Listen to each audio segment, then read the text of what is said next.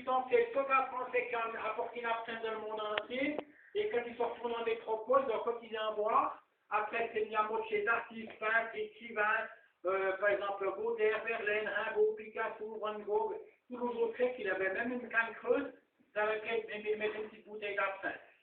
Et l'alcool d'absinthe qui était fabriqué surtout par le travers à Pontarlier à Genève, c'est un succès mondial. On en buvait dans le monde entier, c'est l'alcool le plus beau au monde, et c'est un meilleur marché que le vin et la bière. On a retrouvé une facture de 910, un litre d'alcool d'absinthe coûtait seulement 10 centimes de plus qu'un litre de sirop.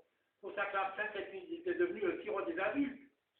Et c'est pour cette raison que d'autres producteurs d'alcool, les vignerons, les brasseurs de bière, aussi bien en Suisse qu'en France, étaient furieux. Ils prenaient de moins en moins leur alcool à eux. Alors ici en Suisse, ils ont profité qu'au début du XXe siècle, un habitant de commune du canton de Vaud, il a tué toute sa famille après avoir bu trop de vin blanc. Mais comme c'est un village viticole, ils ont dit c'est la faute à l'absinthe. Ils ont donné de l'argent aux églises à la Croix-Bleue pour qu'ils récoltent des signatures pour l'initiative fédérale contre l'absinthe. Au tribunal de Meurtrier, il a dit moi je suis un bon Vaudois, je ne bois jamais d'absinthe, je bois que du vin blanc. Mais en 1908, les Suisses ont dû voter, et malgré que le Conseil fédéral a recommandé de voter non, il a dit le problème c'est pas l'absinthe, c'est l'alcoolisme. Tous les cantons ont voté oui pour interdire l'absinthe, sauf Neuchâtel et Genève qui en fabriquaient beaucoup. Parce que par exemple à Valouzoug, ils se sont dit maintenant vendre un nouveau plus de quiche, ou bien Beauvalais plus de vin blanc.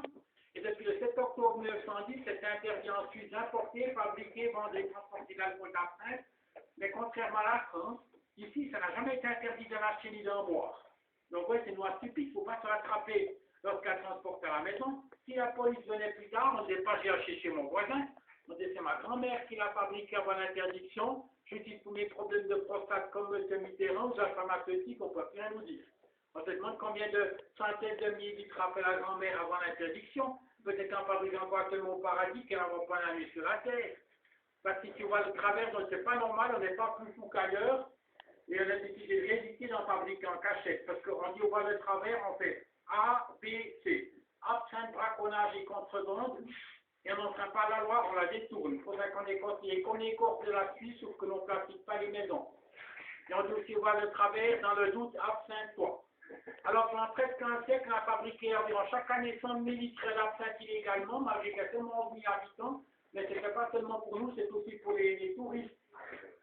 Et puis donc depuis le 1er mars 2005, l'alcool d'absinthe est nouveau autorisé en Suisse. Alors certaines personnes de la région ne sont pas contentes parce que maintenant ils en fabriquent au Grison, Tessin, Suisse centrale et même Beauvalais. Alors elle n'est pas protégée, c'est du autrefois nous avions une AOC, absinthe d'origine clandestine.